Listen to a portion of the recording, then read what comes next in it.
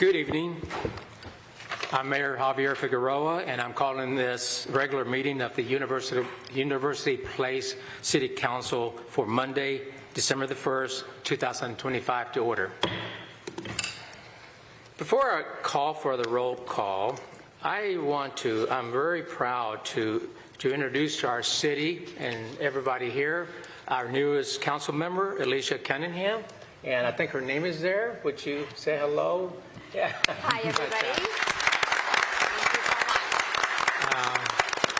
One of our council members, Steve Worthington, who retired earlier than the end of the year to move to his family down south, vacated the seat. So Ms. Cunningham is filling that seat until the end of the year, and then she gets sworn in for a 4-year term, the beginning of January. So welcome. Thank you. So, would the city clerk do the roll call, please? Thank you, Mayor. Councilmember Boykin? I'm here. Councilmember Cunningham? Here. Councilmember McCluskey is excused. Councilmember Fleming? Here. Councilmember Grassi? Here. Mayor Pro Tem Wood? Present. Mayor Figueroa? Present. Mayor, you have a quorum. Thank you. And will Mayor Pro Tem Wood honor us with the Pledge of Allegiance? Would you all please rise? I pledge allegiance to the flag of the United States of America and to the republic for which it stands, one nation, under God, indivisible, with liberty and justice for all. Thank you. Okay. Moving forward, item number 4, approval of agenda. Calling for a motion to approve the agenda. So moved. Second. Is there any objection to approving the agenda? Hearing none, the agenda is approved. Presentations, NATOA Awards. I'm going to go up to the front and Linda Sees, our communications manager, Amanda Kibler, senior communications specialist. Is she here? Yep. Okay. And Dave Kelman, our PCTV. Yeah, he's here too. Okay. Okay.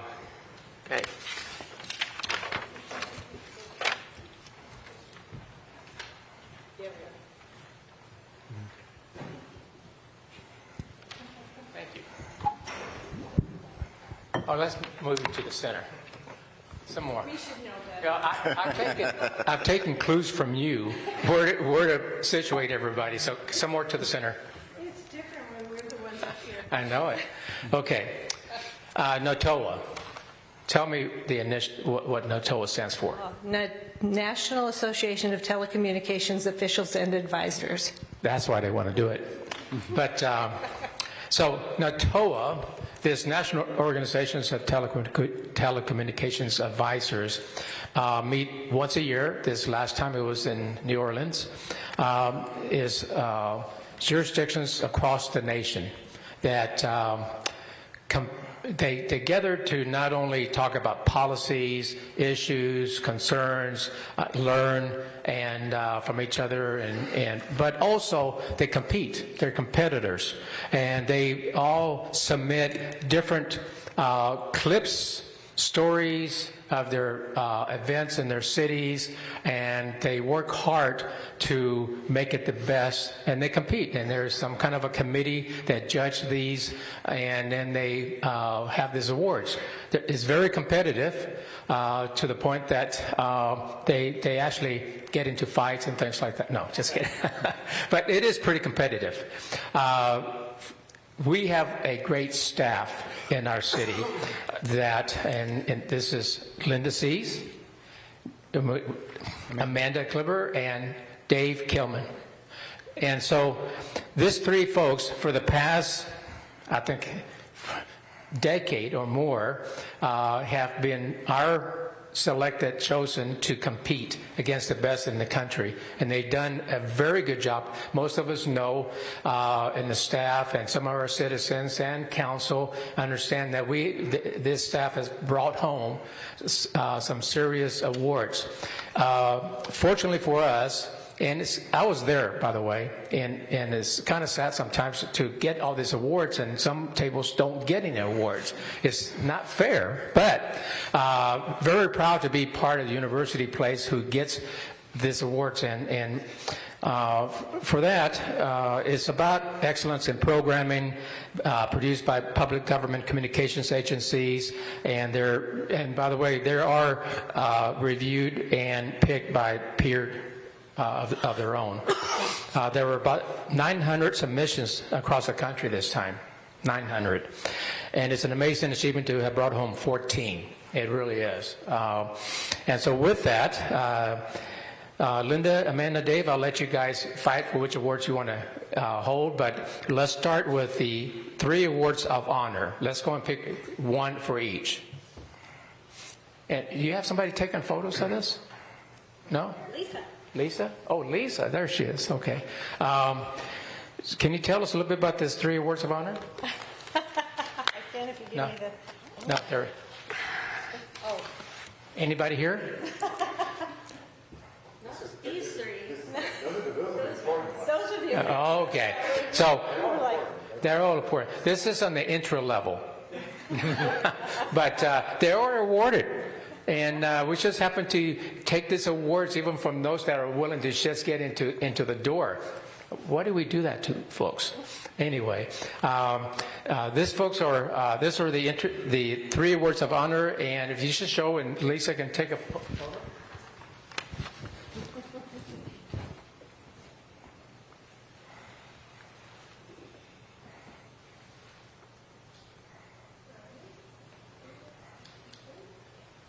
Okay, and then we'll move on to 8 awards of this distinction.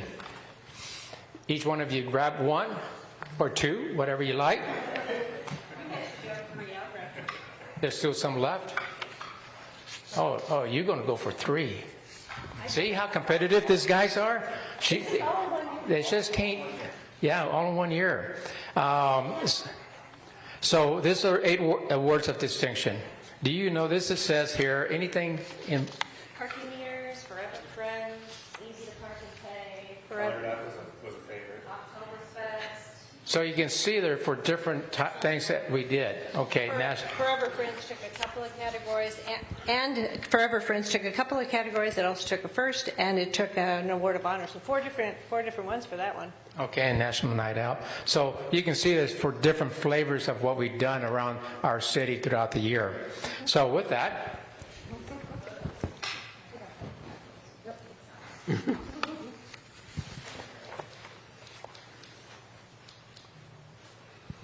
Okay, and the last one. This is a cool one because they are the highest awards that they do, and this is 3 awards of excellence. That's it. How come it matters which one you hold? I'm kind of curious. Dave is our serious videographer, editor, and so he has touched all of these videos and done a lot of work on them. I wanted him to hold Forever Friends because that one took so long to do, because it was a culmination of everything they did with that project. There was so much video taken. It was a long project, as opposed to some of these are a little bit shorter, and that one I think means so much to us, and I wanted to. Well, that's very nice. What's the other 2? What are they for? UP Garden Tour, Alice's Garden. Alice, if you're watching, it's a winner this year. We do a garden tour video every year, and this year it was Alice. Alice is the master gardener who's helped us every year as we've done gardens, and so this is the year that they did her garden, and we're very excited that she got a first place. All right, and then the other one? This one's really special as well. It's the Colored Up Art Contest, which was initiated by some departments here at the city, Jack Eklund, who's sitting with us. And it was a really great opportunity to get to involve some of our local young artists, both from Curtis High School, Curtis Junior High, and Charles Wright Academy. So it was a lot of fun to get to work with them and highlight all the talents that we have here at University Place. And you can see all of their boxes throughout the city, wrapped around the utility boxes. So fun to get to showcase that and share it with the country. Very nice. Now you know. words of excellence.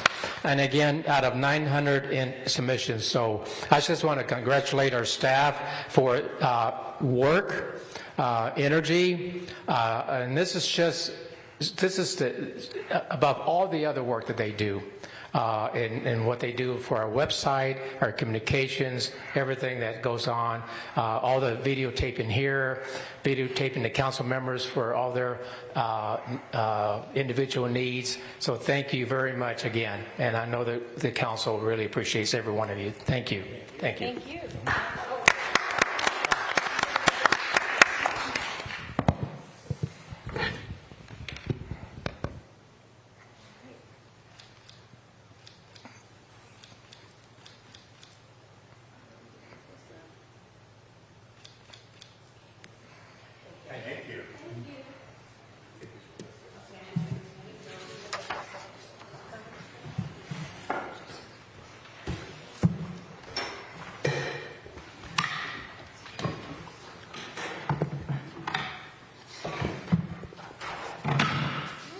Those are very valuable. They won't leave it. They won't leave them here for us to just continue to see.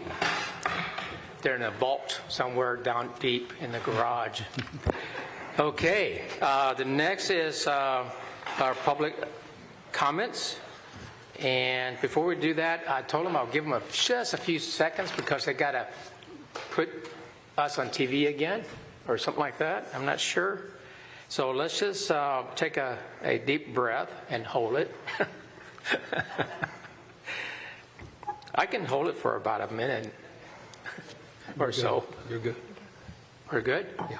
Okay. So we'll go to public comments. And at this time, is there anybody online?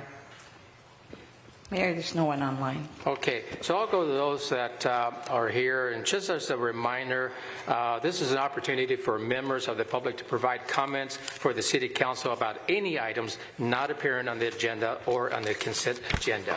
So with that, Deborah Nellis, would you come up, please? And, Deborah, okay, Deborah Nellis, and from University Place. So come on up, and you have 3 minutes. So I was here 2 weeks ago, and I'm going to start from the beginning. So I'll be here every 3 minutes that I can speak to tell you why. You can't explain to me why nobody's ever called me. This is dated November 2nd, 2021. Reads, 5502 Bristolwood Drive, West University Place. Garbage, yard waste, cars, backyard, front yard, garbage, and inside his house. We just had our house inspected and we have rats to the tune of almost $8,000 when I retired. They got up under my new construction and got in. And guess what? Insurance don't pay for it. We do out of pocket. So since then, I've got nothing. I've got rats.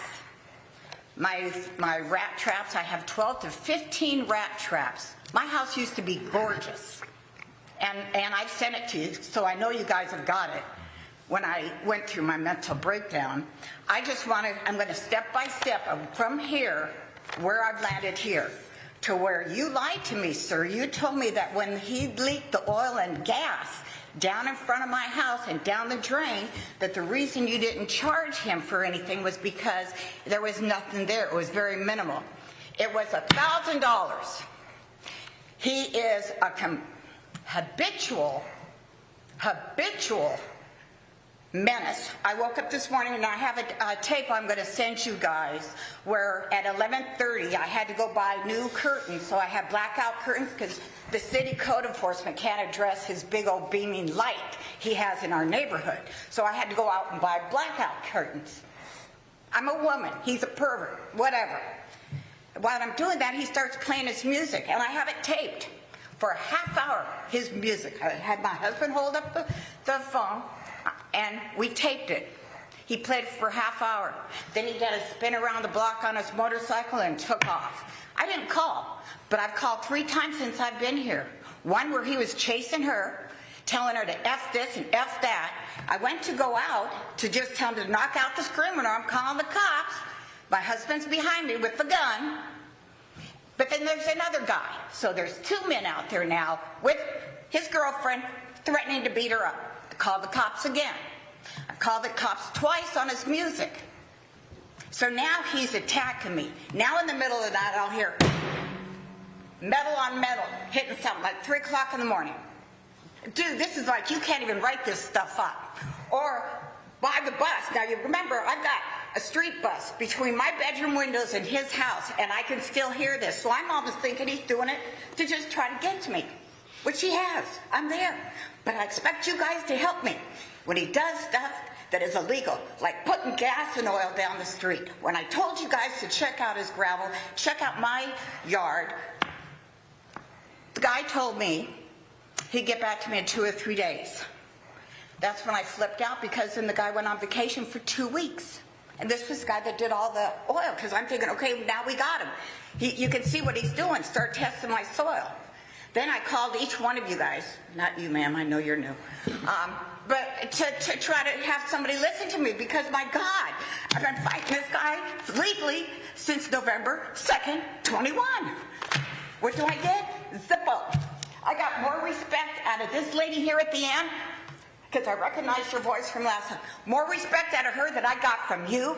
I don't know whether the others, I pray to God it's not you, but I talked to like 3 or 4. You, I cannot believe that you would tell me that the reason he doesn't go to jail or anything is because of the liberal judges.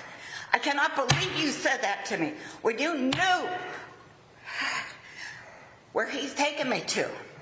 Because I wasn't important to you. You were going to call me the next day. You called me 2 days later.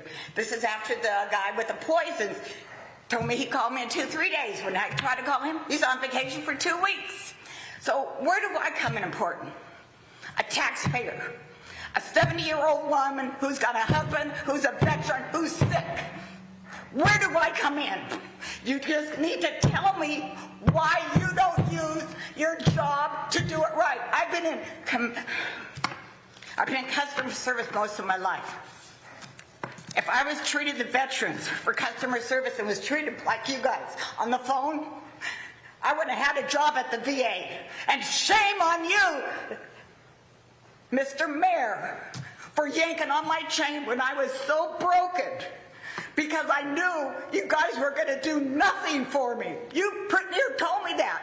You even thought it was funny to tell me how you could go down to the courthouse when he went to court and tell the judge, hey, he's got all these problems. He's chasing women down the street naked. He's had meth on him. He's had speeding tickets. He's had all this. But you said they wouldn't listen to you because they're liberal judges. How dare you? How dare you do this to one person, one voter in the university place? I've lived here 35 years, and I've read you've lived here 35 years too. If you can believe what I've done, and done what I was legally supposed to do, what is wrong with you? That you guys lie, Mayor, and tell me that he didn't put anything down. I said, Mayor, I saw the gas, I saw the oil. I wanted my yard checked because my arborvitaes that I nurtured and take care of started dying. You told me it'd have to be on me. I said, why? You saw the toxins going down there. We had the big old trucks and 2 guys working it out. Why would it be on me? You did nothing for me. Even when I told you all the cars he's got parked there with all the gas, my arborvitaes I planted for. They're expensive, but they were my babies. Am I past 3 minutes? Because it really seems like it's been a long time. I am, aren't I? I really apologize. I didn't hear the bell. Oh, he did. I'm sorry. I apologize. Well, I apologize for not keeping up. I didn't hear it. No, I didn't expect it because I still got other stuff, so I didn't expect to go, and I do apologize because I don't want to be disrespectful. Thank you. And the next person on the sign up is, I can't read the first name, but Norton is the last name.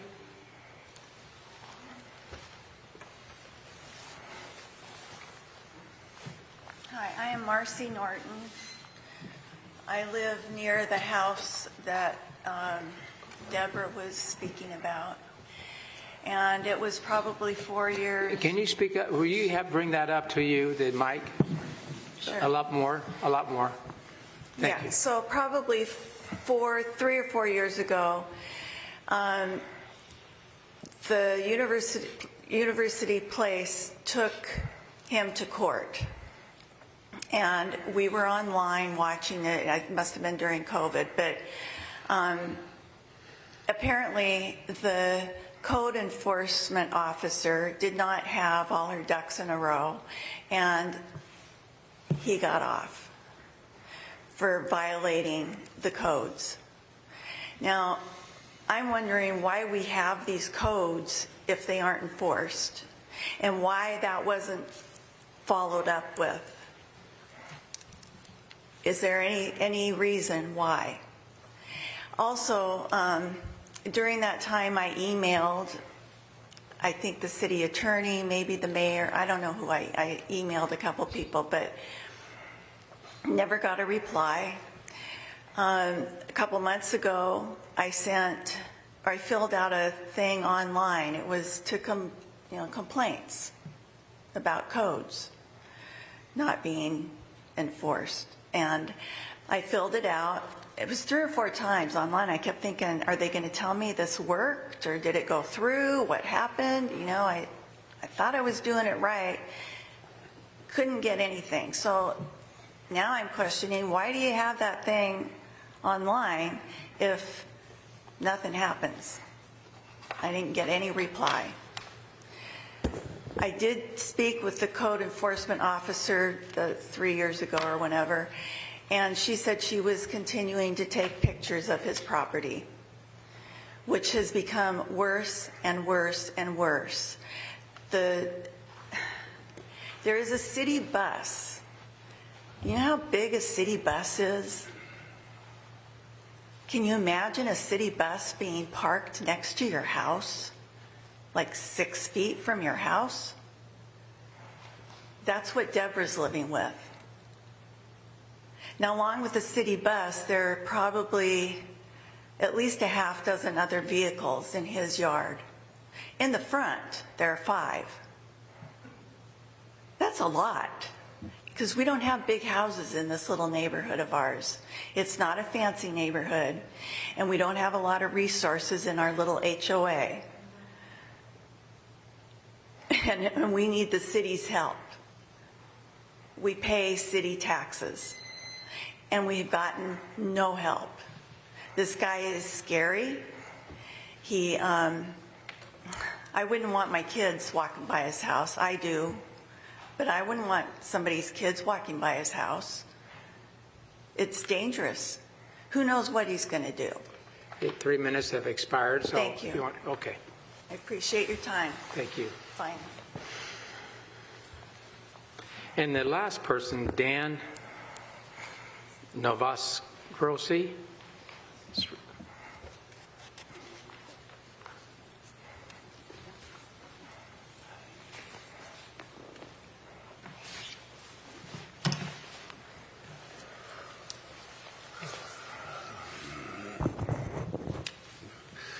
Hello, my name's Dan Novogradsky.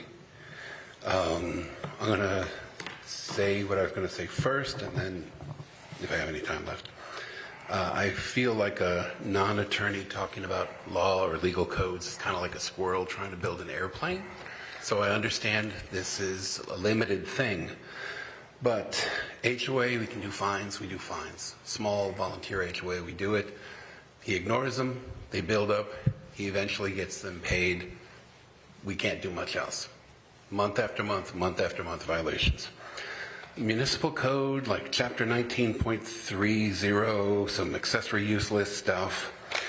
He's supposed to not be in a residentially zoned neighborhood, having a home business where he does auto repair, salvage, junkyard stuff. And he has a handyman business, he does odd jobs. However he gets it, he brings back truckloads of trash.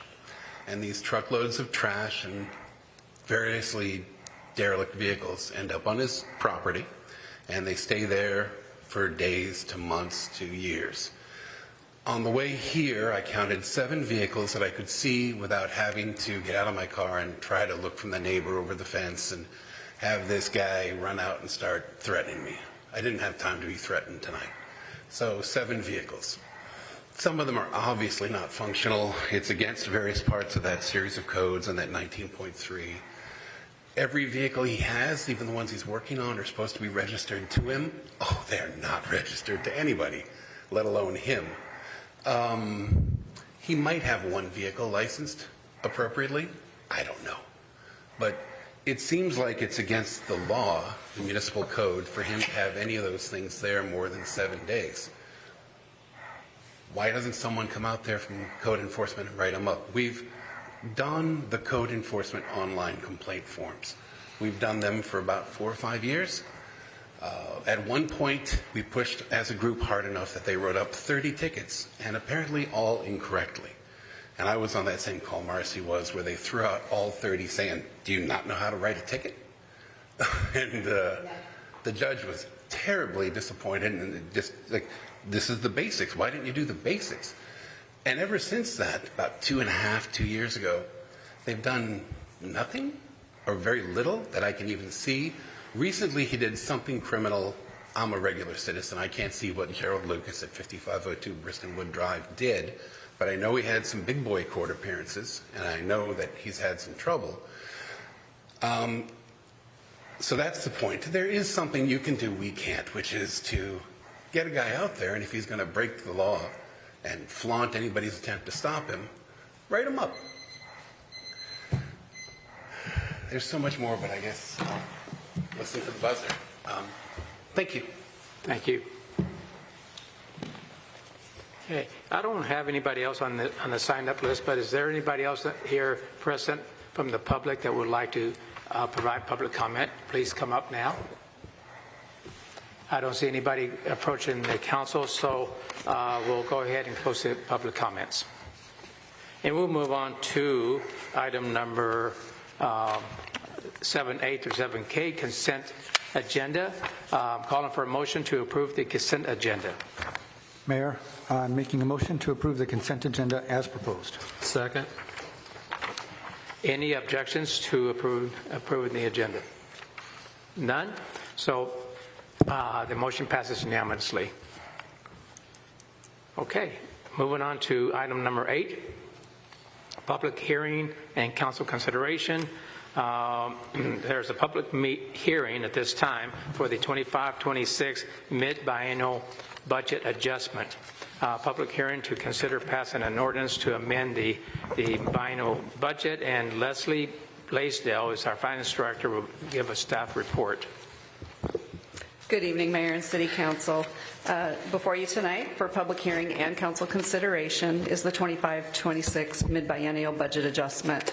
Council reviewed this during the study session, which was held on November 17th, 2025. So for your approval tonight is an ordinance with the fund level budget exhibits A1 and A2 and the updated salary schedule to reflect the 2.7% cost of living adjustment.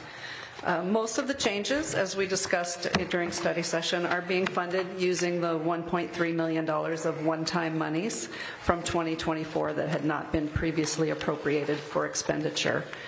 Consistent with our budget guidelines, all items funded with these monies are one-time or non-recurring expenditures. Changes include, in the general fund, increased PEG fees to conform with the new ILA, increased credit card fees, audit costs, and some monies in support of Council Goals 2 and 3, which are economic development and affordable housing. In the Police Public Safety Fund, we're including some increases for jail costs and legal settlement. In the Surface Water Management Fund, it's an increase to the admin fees to General Fund and Police Fund, and then some pond sediment and vegetation removal projects that were missed in the initial budget process. Parks CIP includes the monies for the 2 parcels of park property and some additional costs for demolition and security for one of those pieces of property, the one down by Kobayashi Park.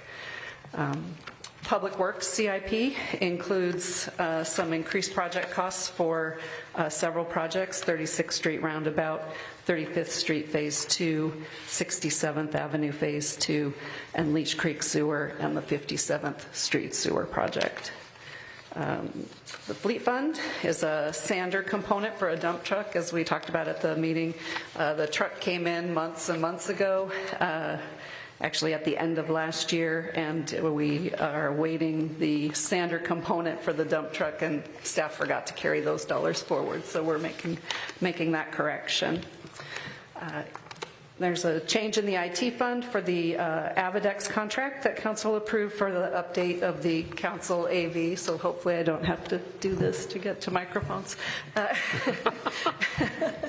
And then the property management fund is the additional condo fees for some large repairs that occurred with this building, and then an increase of monies being contributed to build a replacement reserve for future repairs. There are just a few revenue adjustments. We increased the insurance recoveries, the swim admin fees, transfers. There was some changes in the opioid abatement fund to one of the settlements with one of the companies, so they sent us new numbers, so we were adjusting that.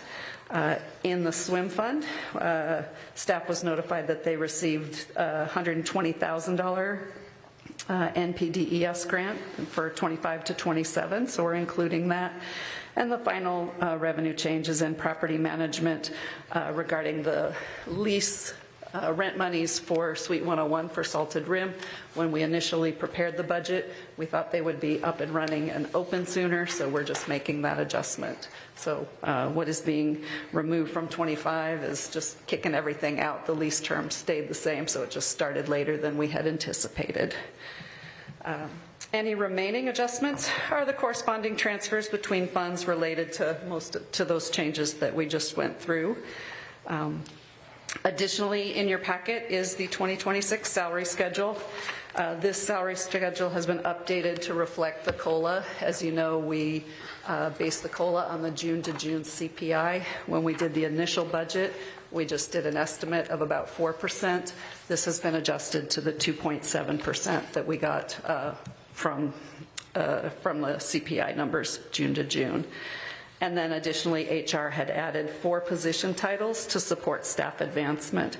These are not new bodies or new people, it's just some positions to allow some flexibility should staff get certifications or various things like that. So that concludes my report. Before I move on to the open public hearing, any council members with any just clarification questions to make a correction or to clarify for the public what might have been said technically? Councilmember Fleming. Thank you, Mr. Mayor. Leslie, thank you for that great summary of the proposed budget adjustments. Just for clarity, we are not proposing any new fees, is that correct? Correct. I just wanted to make that public, so thank you. Mayor Pro Tem Wood. Well, thank you, Mayor. Just a quick question on the revenue side, the NPDES grant. Was that for a specific project, or is that just a general grant from the state? It's a general grant from the state. It has to be surface water management related. We tend to get them almost every cycle. This one's from 25 to 27, so it's $120,000 during that time period. We just finished, I believe July was the closing of the 23 to 25 grant. Got it. Thank you. You bet. Okay. Councilmember Boykin. Thank you, Mayor. And thank you again, excellent report. Just trying to make sure that I heard right. The COLA, was it adjusted to 2.7 or was it at 4 point?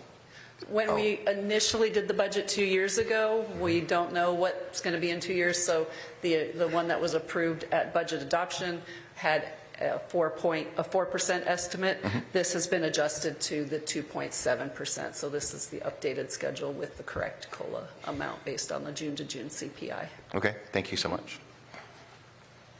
Okay, I'll move on to the open public hearing to take comments, and after that we'll close it. Anyone here, excuse me, before I do that, Is there anyone No one online? online, Mayor. No one online? Anybody here present from the public that would like to provide any comments? I don't see anybody coming up to the council, so we'll close the public hearing at this time and move on to council consideration. I'm calling for a motion for consideration. Mayor, I move that we pass an ordinance amending the 2025-2026 biennial budget for mid-biennial adjustments. Second. And now I'm opening it for council debate, points, consideration, anything you'd like to say. Councilmember Fleming. Thank you, Mr. Mayor. I again want to just thank Leslie and the team there for the work they've done on the budget and the budget adjustments. I think it's important for people to understand that as we work through this kind of mid-cycle, we're not proposing increases in budget. It looks like you've adjusted the budget so it's level and made corrections for the shortcomings that were in that. And I think that's important for people to understand. So I thank you, and I'm all set to move this one forward, so thank you. Mayor Pro Tem Wood. Well, thank you, Mayor. Just one thing, I also want to say thank you for doing this, by the way, and for the general public comment. I'm also sitting here looking at our financial forecast for like the next 10 years, and obviously there's things that are unknown. But every single one of our budget line items will still be positive, net positive in 10 years, which really reflects the intelligent financial management of our city staff and the work the council does to try and keep it there. So I just wanted to let the public know that that's how we manage our budget here, and we're trying to be conservative. Thank you. I will add on that note, I didn't see your, Yes, sir. you move your finger? Okay, before I speak, Councilmember Boykin. Thank you, Mayor. I just wanted to reiterate that point where it was adjusted to 2.7 for the cost of living adjustment. The 4% initial estimation, that is based upon trends, is that correct? Trends in the prior years, there were some much higher CPI numbers, and so 2 years ago, when we prepare this budget and try to keep the forecast balance, I prefer to go with the trend and lean a little bit on the higher side, so we're not surprised later. It's a lot easier to reduce those numbers than to add more. I appreciate it so much. Just one more thing. When you decided the 2.7 was going to be the adjustment that we were going to land at, how did that come into play? Historically, the city has always used the June to June CPI numbers. So when those numbers come out, they came out in late August, early September, that June to June CPI was 2.7%. That's what we have typically used. Thank you so much for that. No more questions, Mayor. Good. Anybody else?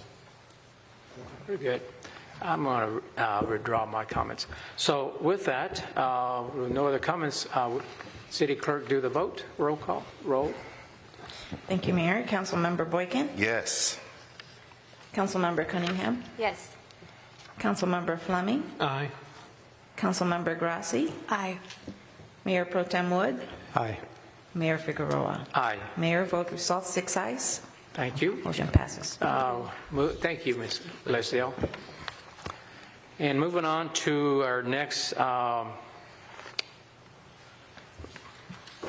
excuse me a second. Item number 9, zoning code amendments. To consider passing an ordinance to adopt the proposed amendments to the zoning code. Staff report will be Kevin Brisky, our Community and Economic Development Director, and Kenneth George, our Planning Manager. Good evening, Mayor and City Council. Kevin Brisky, the Community and Economic Development Departments. Just a little background. Under the Washington State Growth Management Act, the city is required to update the comprehensive plan every 10 years and then review its development regulations in critical areas ordinance to ensure consistency with the city's comprehensive plan and state law. The council adopted the city's comprehensive back on December 2nd of 2024. And then during this past year, we've been going through the zoning code and critical areas ordinance to update those for consistency with the city's comprehensive plan. The Planning Commission met 6 times, including a public hearing to go over the proposed amendments before making their recommendation to the City Council. The City Council held a study session on October 20th to go over the proposed amendments. The proposed amendments help keep the city eligible for both Puget Sound Regional Council and Commerce grants. So before you, with that, for council consideration tonight is an ordinance amending portions of Title 17 and Title 19 of the University Place Municipal Code relating to the periodic update of the city's development regulations and critical areas ordinance under the Growth Management Act. This concludes my report. Okay, again, for clarification only, if council members have a point they'd like to clarify. Councilmember Fleming. Thank you, Mr. Mayor. On paragraph 17.05.015, Kevin, when it changed the wording on that from flood hazard to frequently flooded, what does that mean? Take that one.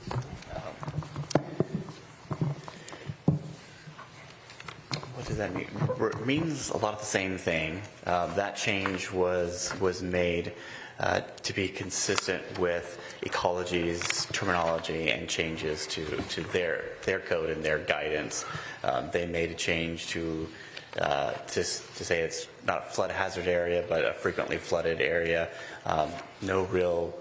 Didn't dig into the weeds on why that was, but just made those changes to be consistent with Ecology's guidance. Yeah, but is there an impact to the city when you're looking? I mean, frequently means different things to different people when you're looking at specifics here. So how do we interpret as a city what a frequently flooded area is? Is it like an area that floods weekly, monthly, annually, every 5 years, 10 years? What is the measurement that we're using here? Yeah, in the definition, because we not only changed the title of the of the chapter, but also changed the definition, the title and the name of the definition. But that definition still remained the same in Chapter 17 of what it meant, and that comes straight from the state's definition of flood hazard area, or now called frequently flooded areas. Okay, I'm beating a dead horse, but I'm looking for something specific. It really didn't.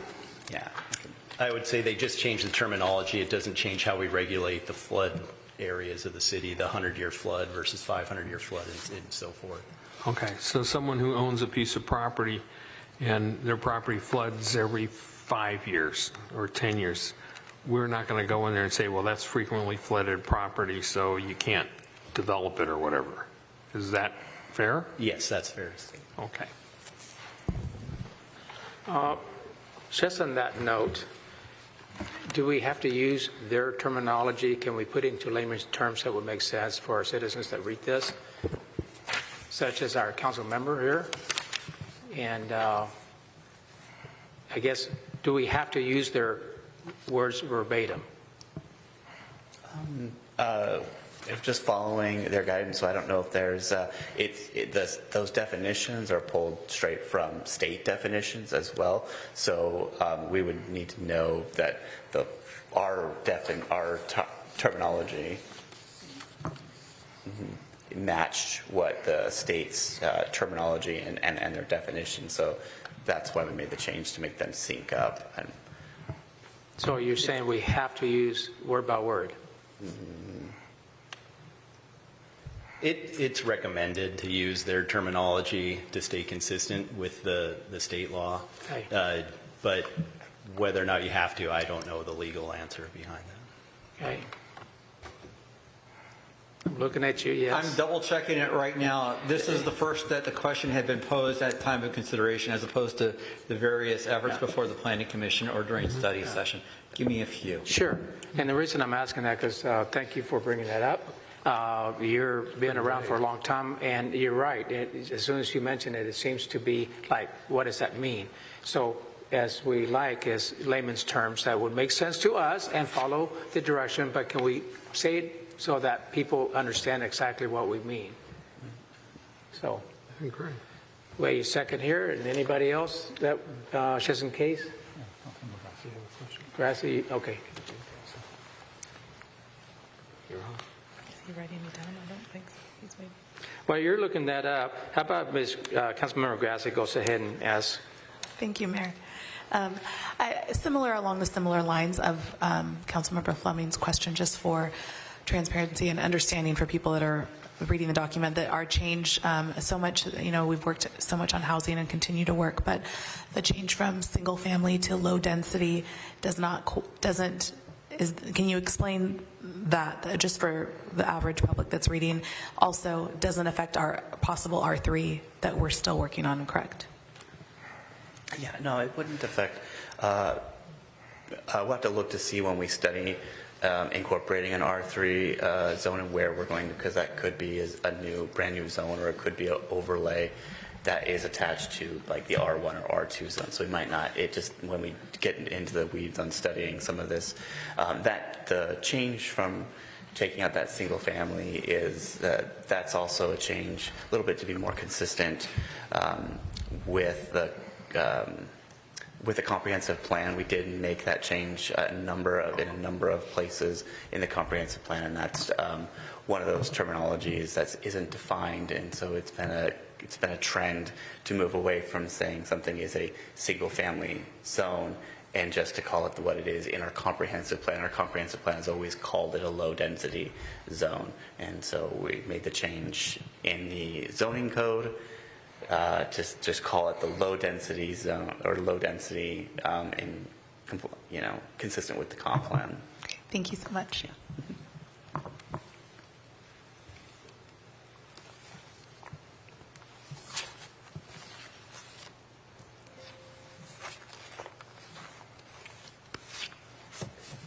Success? I don't know if it's a successful answer. However, it is an answer. One of the things I was taking a look at was in terms of the Growth Management Act, how does the Growth Management Act actually refer to it, and when did the Growth Management Act make the change? The Growth Management Act itself does refer to critical areas, and it gives a laundry list of what refers to critical areas, among which it does use the statutory vernacular of frequently flooded areas within the Growth Management Act itself. The second question I was trying to find an answer for in my 2 minutes, I could not find an answer for this, is when did they make the switch to that current definition? And I couldn't find it, at least within the last 5 years, at least in the GMA itself. And then I just stopped looking and said, we need to move on and find some other answer. Neither of which necessarily answers the original question that both Councilmember Fleming as well as Mayor Figueroa had, which is, must we make the change on that? My suggestion is to ensure consistency with state law to make the change. Now, does that mean that the GMA police are going to come down upon us and throw us all in collective GMA jail? I'd like to think that they won't if we decide that we don't want to make that change. However, it may pose a challenge in terms, or subject us to some obstacles in terms of the GMA refers to it as a frequently flooded area. You're calling it something different. Where's the connection between the two? And it does put us sort of as a would-be outlier from using what is traditionally acceptable GMA nomenclature. Having said that, Council could, if it wished to, decline to make that change to the language there in Chapter 7. I believe proposed changes are in 730. Okay, thank you for the clarification. We'll move on to that point But later on. I triggered a comment or a question. Council Member Fleming. Thank you, Mr. Mayor. With that said, what I would like to recommend to... Can we do that after the motion is called and make recommendations? This was just a clarification. Well, this is not going to be part of the motion. I just want to put on the table that I don't want to hold this up, so we can move it forward, but I would like to request in 2026 to come back with an amendment to this, providing a definition for what frequently flooded means for our city. That's it. Okay. Thank you. Okay, we'll move on to the public comments. Anyone here, anybody online? No one online, Mayor. Thank you. Anyone here from the public that would like to comment? I don't see anybody coming up. So we'll move on to council consideration. I'm calling for a motion to consider. Mayor, I move that we pass an ordinance of the City Council of the City of University Place, Washington, amending portions of Title 17 and Title 19 of the University Place Municipal Code relating to the periodic update of the city's development regulations and critical areas ordinance under the Growth Management Act. Second. Okay, time for comments and debate and so forth. So, anyone? Just quick. Okay. Oh, Mayor Pro Tem Wood. Just a quick comment, Mayor. Just for the record, I support trying to match terminology and definitions with the state of Washington, just for clarity's sake. It just helps in communications, and you know, I'd hate to lose a grant because they didn't understand what we meant by our term versus their term in the future. But having said that, I totally concur with Councilmember Fleming on getting a definition at some point added that would help clarify to the public. My comment would be, why wait? When we authorize to pass this, can you go ahead and add that to the definition of frequent flooding? So that's already on there? I don't think so. Okay. Well, if you can, fine. If you can't, then I'll propose you come back and for us to do something about it. Okay. Okay, good, fair enough. That's my only comments. Anybody else? Nope. Okay. Roll call, please. Vote. Thank you, Mayor. Councilmember Boykin? Yes. Councilmember Cunningham? Yes. Councilmember Fleming? Aye. Councilmember Grassi? Aye. Mayor Pro Tem Wood? Aye. Mayor Figueroa? Aye. Mayor vote result 6 ayes. Motion Thank carries. you. Moving on to item number 10. Thank you, Mr. Brisky and Mr. George. Thank you. And the city attorney as well. Thank you for your help. Item number 10, and that is city manager council comments and reports. We'll start with our city manager, Steve Sugg. Just a reminder, Mayor and Council, that this Friday is the annual Christmas tree lighting event on Market Square. Doors open 4:30 p.m., festivities start at 5, and council lighting of the tree happens at 6 p.m. That's my report. Thank you. Okay, and let's start with the left, Mr. Boykin. We'll start with you, sir. Thank you, Mr. Mayor. I greatly appreciate the opportunity to share. Let me first just acknowledge the mayor's comments and the welcoming for our newest city council member, Councilmember Cunningham. Just thank you for all the work that I'm sure you're going to do. I hope you find the same joy that I know I do in serving at the council, and I'm just appreciative to have one more completion of our council. We've been moving, as you very well know, with only 6 members. Now we can then say we've got 7, the number of completion. So again, welcome. Thank you. I want to also acknowledge the outstanding performances of NATOA. I just think it's just phenomenal. I stopped counting. I'm not sure if we were at 11 or 14, but once I got to double digits, I started getting dizzy. So I just wanted to say I think it is huge, whether it's 900 submissions, when it comes to Linda Sees and Amanda Keebler and David just representing the outstanding work that had come forward because of the good contributions they made and to be recognized for it. I don't know what MVP means, but when you're walking around with double-digit awards all in one performance cycle, I think that's pretty doggone impressive. So I want to make sure I shared that. And then lastly, just wanted to share the engagement that I had since we last connected. I did get the opportunity to attend NLC, that's the National League of Cities 2025. The theme was creating opportunity in uncertainty, which I thought was really apropos. It was held in Salt Lake City with over 3,500 attendees, and the summit focuses, just for context, it focuses on sharing best practices in addressing challenges like housing affordability, like artificial intelligence, like local economic growth. And those 3 things couldn't be more important to be centered when it comes to engagement with public leaders and for folks who are just invested in helping and serving others. Also, I serve on the National Small Cities Council for the same NLC with my colleague, Councilmember McCluskey, and we work in that capacity to help shape initiatives for infrastructure investments as well as community development. That was centered as one of the ways in which we got a chance to come together with our other committee members around the country, and that conversation, again, was robust and impactful. So local leaders in general share innovative solutions I think that's extremely important. They discuss prioritization for long-term funding commitments, typically from Congress.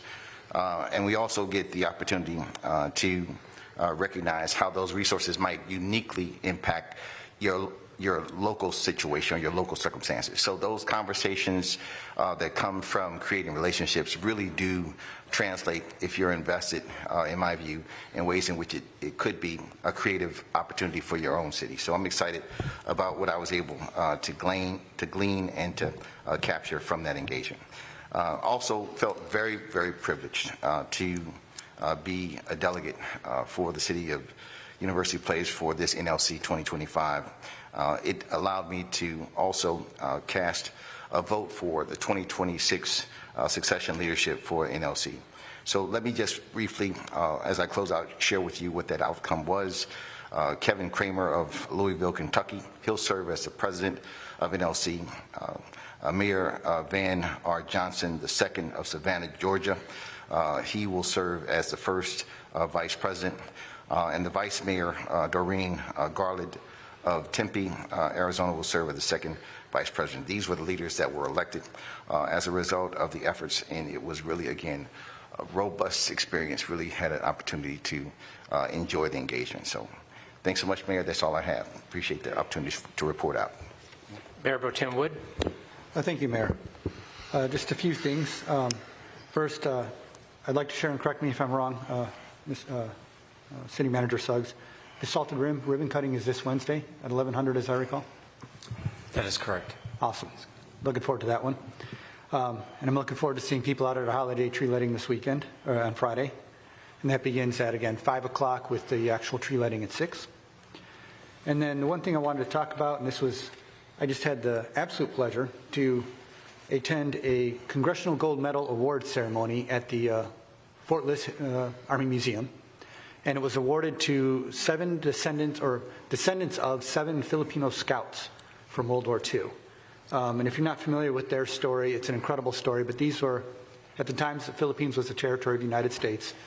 And so there was a lot of Philippine soldiers and veterans who fought on our behalf in World War II, and many went unrecognized after the war, until in 2015, Congress awarded them the Congressional Gold Medal, which is actually the highest civilian award that can be offered. And it was an amazing ceremony, hearing some of these stories, just in awe of what these men went through. Many of them were survivors or victims of the Bataan Death March. Story of one of the survivors was he actually escaped during the march by leaping off a bridge as the Japanese are shooting at him.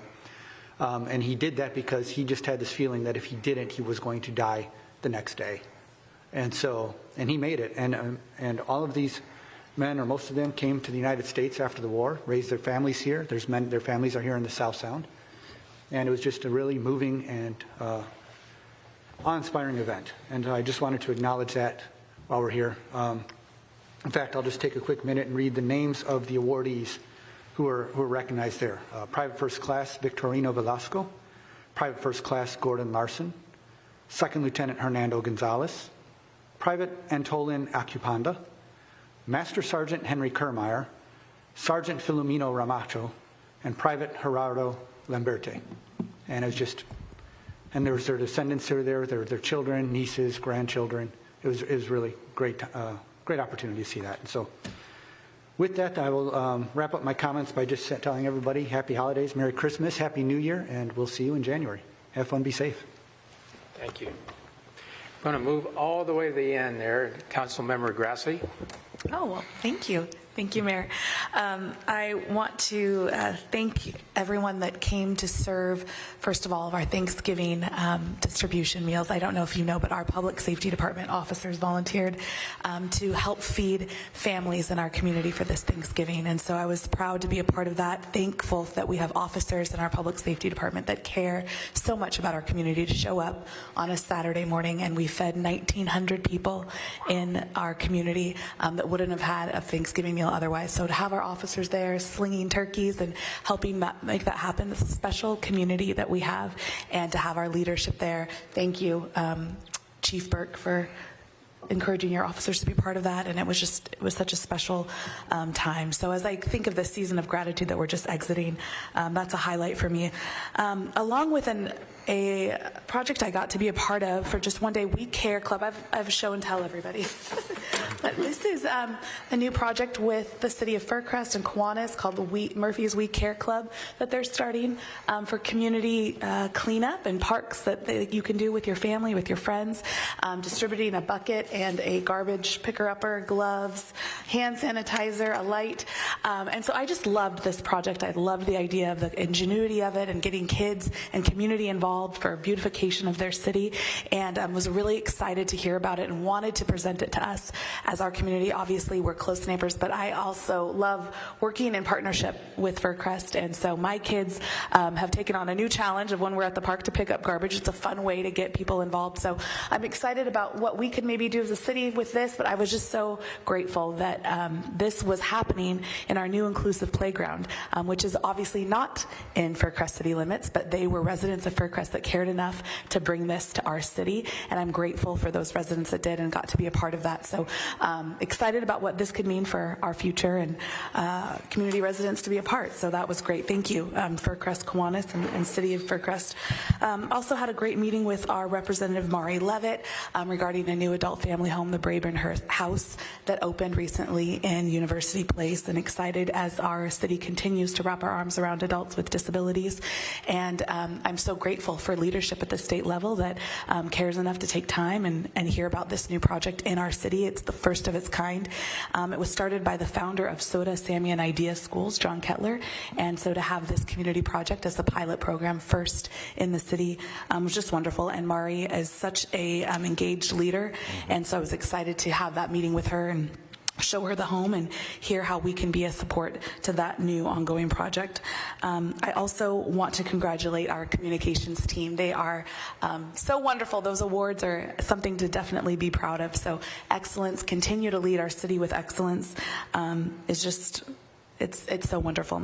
As we move into the holidays, I want to just remind also, shop small and shop local. For those of you who are in our community, our small business community are the backbone of what we do, and there are business owners in this community that work hard to provide a quality product for our community, and in turn, when we shop, we provide college education, we provide jobs, and it's so important at this holiday season as we wrap up to Christmas that we support our small businesses. So please, community, as you're thinking about shop, think about University Place small business community. And I also, of course, want to welcome Councilmember Cunningham. It's so wonderful to have you here with us. I loved that my colleagues, council colleagues, have all become friends, and I'm excited to have a new friend as well. So welcome. We're excited to have you here. And as this is my final report of 2025, I just want to say thank you to my council colleagues. Thank you to our dedicated city staff. This year has been one for the books. It's been incredible as we've celebrated our 30th birthday, and I want to thank the community for allowing me to serve you. This year has meant so much to me, and I look forward to 2026 and serving you more with excellence. But to my council colleagues, have a wonderful holiday. Thank you, Mr. Mayor. Thank you. Councilmember Fleming. Thank you, Mr. Mayor. I could not say it any better than what Councilmember Grassi and Boykin have already said, but and I want to assure the public we do not share notes here on the dais. But I do want to read from my notes and share what my thoughts are here tonight. You know, first, is really to underscore what a great year this has been. I can't believe that it's gone by so quickly, though. It's hard to believe we're here in December. You know, the holidays certainly remind us often about, those who have to share with those who don't have. We are an amazing community. I mean, truly an amazing community when you hear about what's going on, what people are doing for one another just to make this community what it is. I just want to thank our city staff for really making it possible this year. You guys did an awesome job. I know oftentimes all of us are critical of government servants, but you are all amazing, selfless servants to our community, and I really appreciate that. I do want to welcome Councilmember Cunningham, just like all the rest, but more so because her transition from being a commissioner to a council member, we're ecstatic to have your continued service to this city. It's going to be awesome and refreshing. We're happy. Councilmember Boykin said it really well and summarized the National League of Cities that several of us had the opportunity to attend. It's really an opportunity for electeds who represent their communities to cross-pollinate ideas that come from across the nation. Every time we all go to these meetings, you learn so much more of what's transitioning our country, what's challenging our communities. I'll tell you, Salt Lake City, if you haven't been there in the last few years, it's a city in transformation.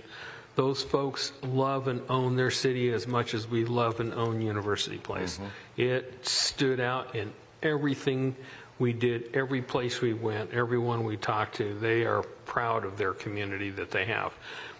They're certainly challenged with the Great Salt Lake and the water challenges there, but they're coming up with new and creative ideas to manage their water. But the one thing that really got my attention is back in 2002, Salt Lake City hosted the Olympics, and we had a chance to go to Olympic Village. And unlike what we did here in our community after the 2015 U.S. Open, we dismantled everything down at Chambers Bay and kind of went back to where we were. Salt Lake chose not to do that. They chose to maintain what they had there, all their temporary structures, everything. And throughout the years, they have continued to maintain that and build upon it to the point that they went back to the Olympic Commission and said, hey, come visit and see what we've done with what we were left with in 2002. So the commission came and was so impressed with what the city had done is that they awarded them the 2034 Olympics.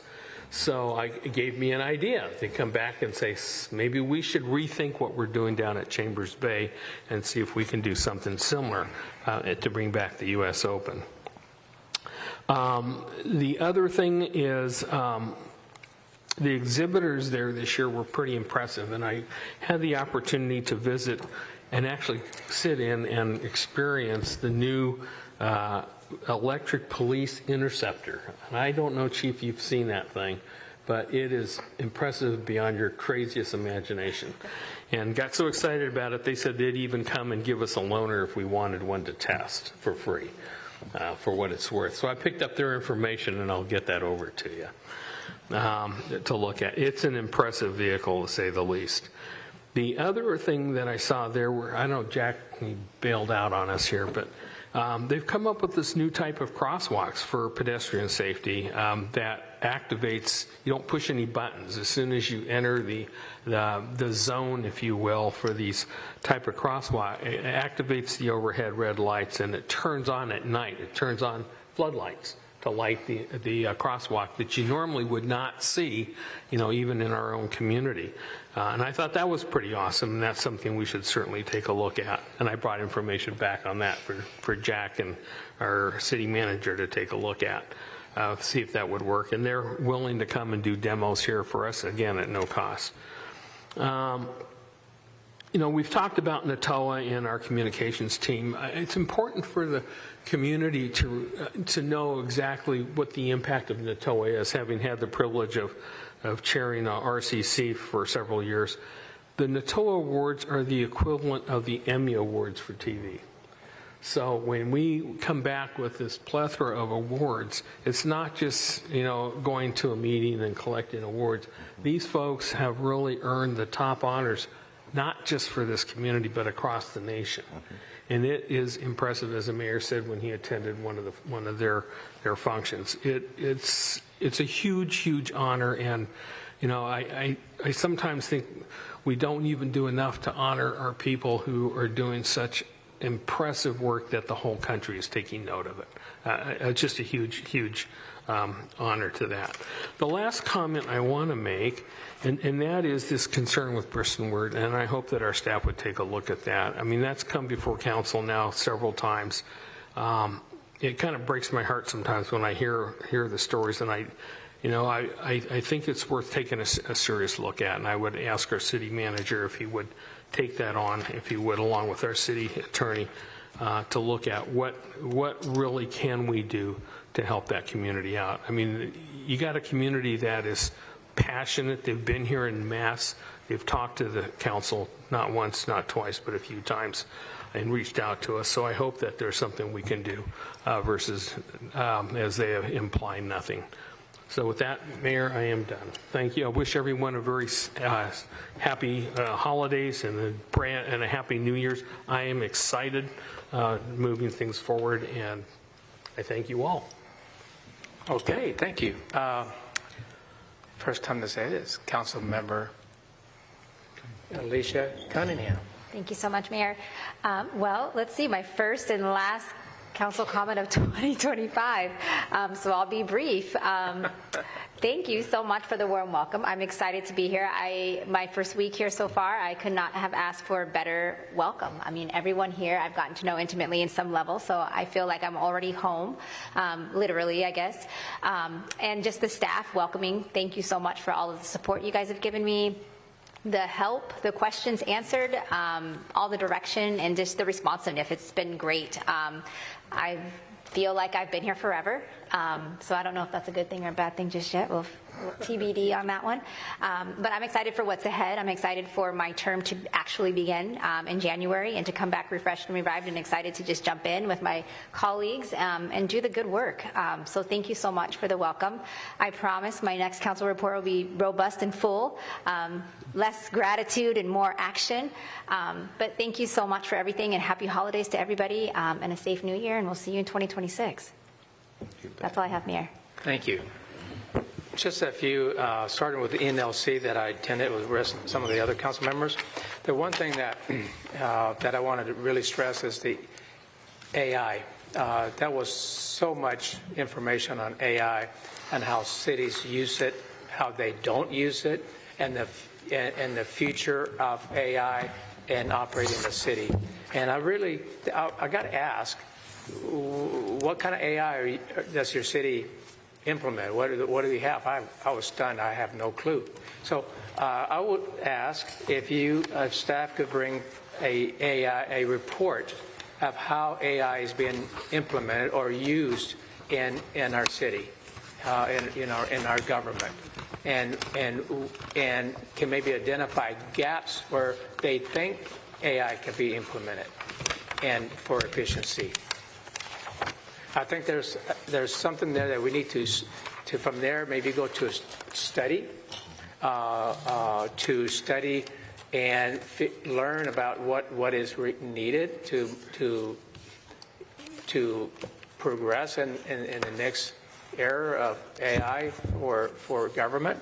I think we need to be, if we don't, we're going to be left behind. Basically, what's the message to everybody?